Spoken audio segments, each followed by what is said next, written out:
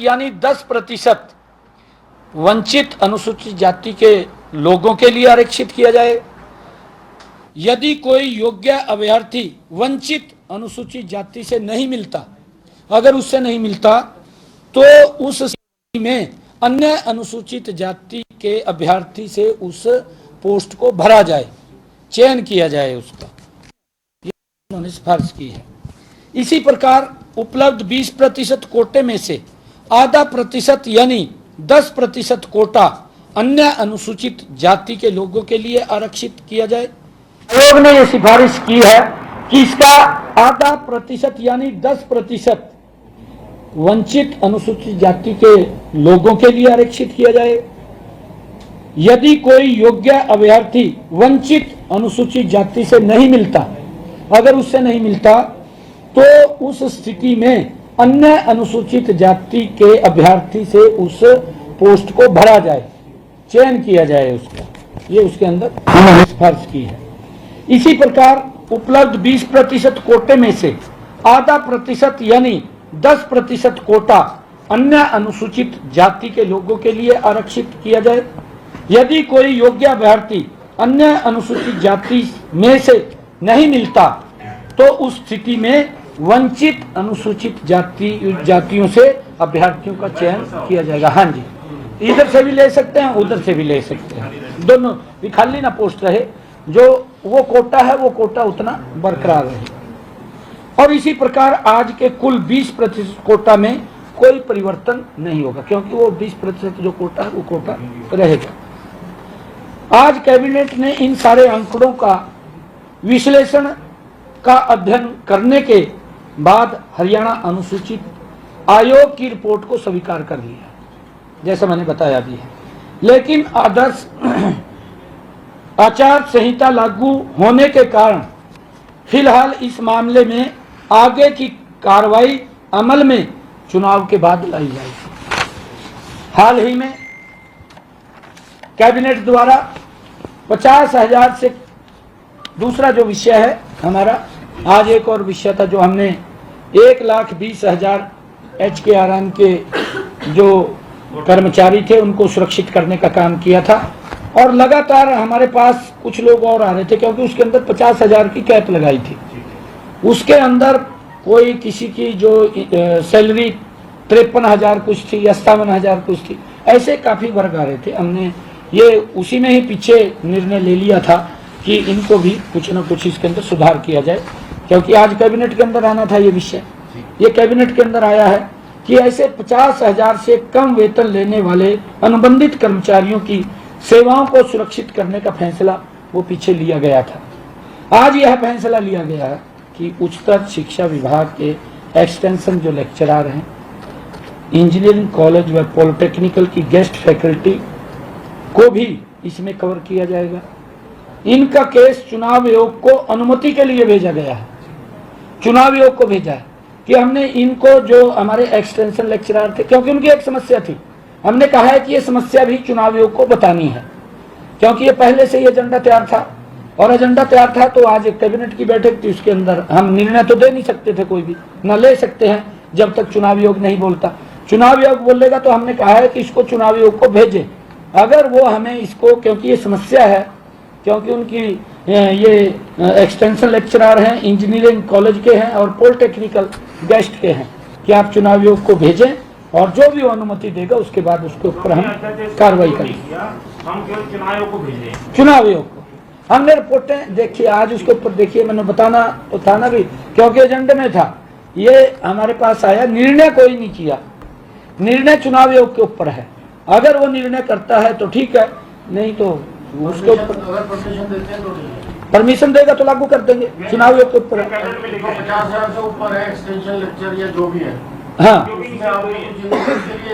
मैंने कहा है कि इसके अंदर कुछ एक्सटेंशन इंक्रीज किया, उसके अंदर इंक्रीज किया है कि हम उनको शामिल कर लें, ओपन करें। इसके अंदर ऐसा किया, हमने ऐसा किया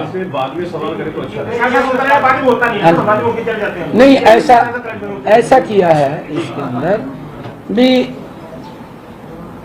एक साथ लगे टीचर जिसकी डिग्री कम थी उसको 35,000 रुपये मिल रहे हैं, क्योंकि पूर्व के अंदर इसी प्रकार से वो लगाया गया था। और जिनके पास पीएचडी की डिग्री है उनको सैलरी ज्यादा मिल रही है। ये वो कह रहे कि हमारा तो कसूर नहीं है कोई, हम साथ लगे, ये तो सुरक्षित हो गए, हम सुरक्षित नहीं हुए। तो उस समस्या को, जेन्युइन समस्या थी उनकी। हाँ, ये लगभग 2,000 के करीब है सर, लगभग इतना का। हाँ हाँ, इतना का। इसके अलावा अन्य विभागों में लगे अनुबंधित कर्मचारी, जिनमें सभी तरह की रजिस्टर्ड सोसाइटियों जैसे समग्र शिक्षा परिषद, Haryana AIDS control society, NHM work education instructor, NHM work education instructor, Arohi model school,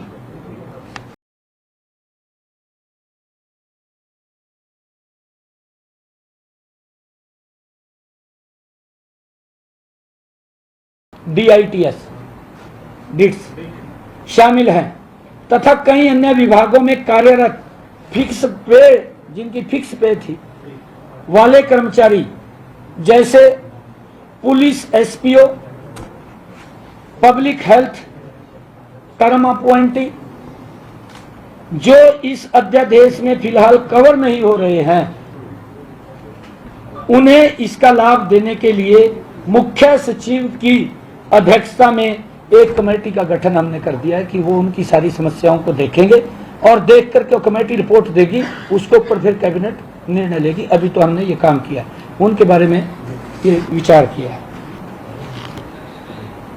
यह अध्यादेश हरियाणा के अंदर, क्योंकि एक और इसमें एजेंडे के अंदर था आज जो हरियाणा सार्वजनिक जुआ निवारण अध्यादेश, जुआ निवारण अध्यादेश वो था।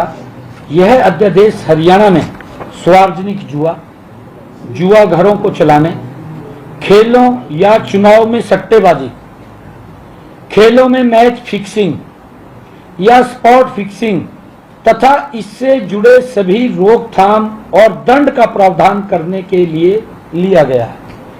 इसके लिए एक हमने इस बात को स्वीकार किया है कि ये कहीं अगर जुआ ये कोई होता है, सट्टेबाजी होती है, तो उसके ऊपर कानून, उसको रोकने के लिए कानून लेकर के आए।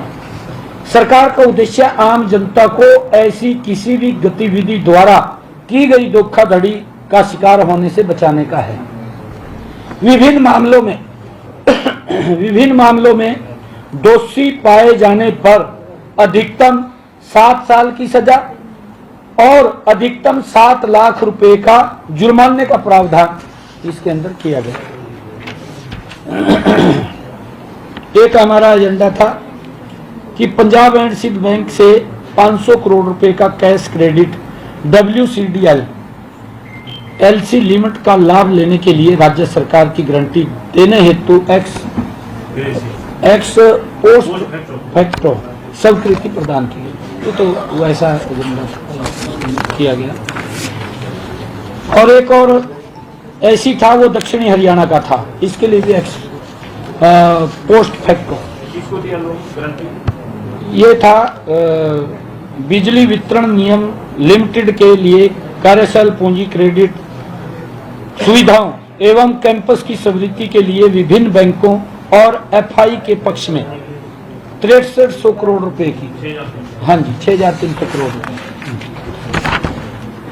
एक ये और महत्वपूर्ण है, ये भी एजेंडे का उसके अंदर विषय था कि हमारे हरियाणा राज्य वन कार्यकारी शाखा में ग्रुप C की भर्ती में जो महिलाएं भर्ती होती थी, उनके आज किए गए संशोधन के अनुसार शारीरिक मापदंड श्रेणी के तहत महिलाओं को मामले में 74 और 79 सेंटीमीटर को नियमों से हटाया गया है। जो 79 की जो चेस्ट मापदंड, वो गलत था, चेस्ट, हाँ वो गलत था, उसको बात, हाँ उसको हटा दिया। ये निर्णय इसके अंदर, हाँ जी हाँ जी, उसको हटाया गया है, ये इसके अंदर निर्णय था। ये हमारे आज के कैबिनेट के विषय थे, वो चुनाव आयोग सेशन तो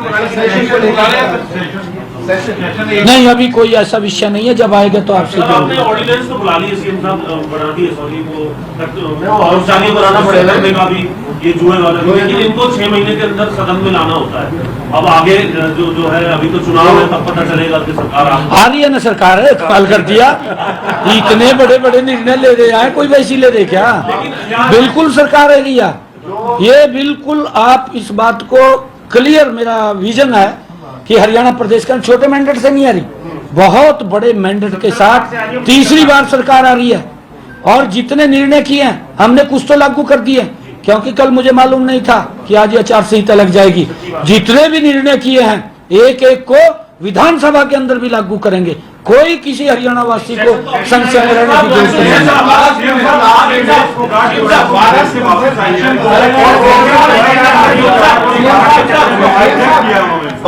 नहीं, देखिए, मैं बेटी का स्वागत करता हूं, हरियाणा की धरती पे वो आई है और हमने कहा था उनके सम्मान में हम कमी नहीं रहने देंगे। हमारी बेटी है वो, हमें गर्व है उसके ऊपर। जो फैसले टेक्निकल बात हुई, जो चुनाव आयोग को आपने भेजा है, वो सरकार ने फैसले ले लिए ना, तो अनुमति के लिए है या नहीं, फैसला कोई नहीं लिया, कोई फैसला नहीं लिया, क्योंकि चुनाव आयोग हमने देखा है, ये तो मैंने बताया है, क्योंकि जब ये कैबिनेट के अंदर विषय आ रहे हैं तो मेरा बताना फर्ज है। फैसला हमने कोई नहीं लिया, नाम फैसला ले सकते हैं, फैसला चुनाव आयोग को भेजा है कि हमने कहा कि चुनाव आयोग को भेजे, जो वो निर्णय करेगा उसके बाद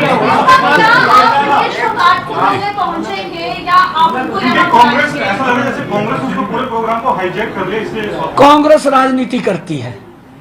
कांग्रेस क्योंकि ऐसा उसके पास मुद्दा बताने के लिए तो नहीं है कुछ भी, वो तो इस प्रकार की राजनीति करती है। परंतु मैंने तो उसी दिन ही कहा था कि हमें अपनी बेटी के ऊपर गर्व है और उसको कोई चिंता करने की जरूरत नहीं है।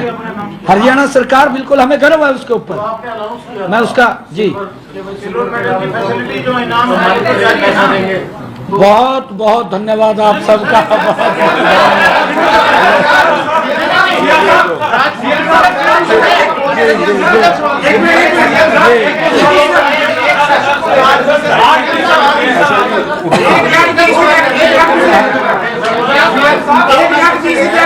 कर्मचारियों को आपने जॉब सिक्योरिटी का जारी कर दिया है, उनको नियुक्ति पत्र जो जॉब सिक्योरिटी का लेटर कब तक जारी होगा? वो हो गया ना, वो तो उसका वो भी आ गया सारा बन करके ऑर्डिनेंस। नहीं, ऑर्डिनेंस आ गया तो 2-3 दिन पहले आ गया, 14 अगस्त को आ गया। महामहिम राज्यपाल महोदय के भी साइन हो गए।